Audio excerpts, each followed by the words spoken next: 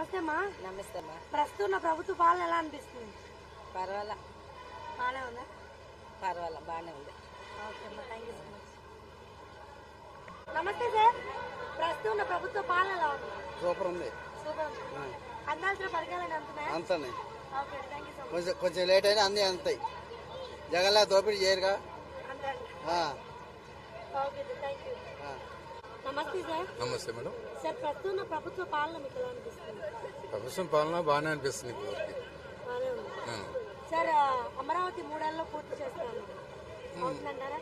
అవ్వచ్చు, అవ్వకపోవచ్చు, అది చెప్పలేము. అది ఓ థ్యాంక్ యూ. సార్ నమస్తే సార్. నమస్తే. సార్, ప్రస్తుతం ప్రభుత్వ పాలన ఎలా ఉంది? బాగానే ఉంది. బాగానే ఉంది సార్. పవన్ కళ్యాణ్ గారు చేసే ఇది బాగుంది.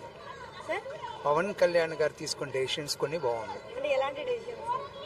అంటే ఇప్పుడు అవినీతి లేకుండా ఎక్కువగా కింద ఈ గ్రామ పరిపాలన ఇలాంటి చేస్తున్నారు కదండి, అవి బాగున్నాయి. చంద్రబాబు నాయుడు గారి అనుభవం కూడా బాగా ఉంది, బాగా పనిచేస్తుంది.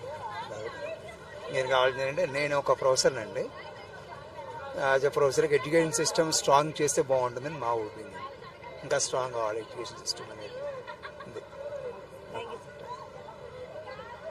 నమస్తే అమ్మా. నమస్తే. మీ పేరు? హాజరా మేడం. హాజరా గారు, ప్రస్తుతం ఉన్న ప్రభుత్వ పాలన ఎలా ఉంది? బాగానే ఉంది. అందాల్సిన పథకాలు అందుతున్నాయా? మాకు పథకాలు ఏమి లేవు మేడం. మీరు ఓటు వేసారా? Okay, thank you.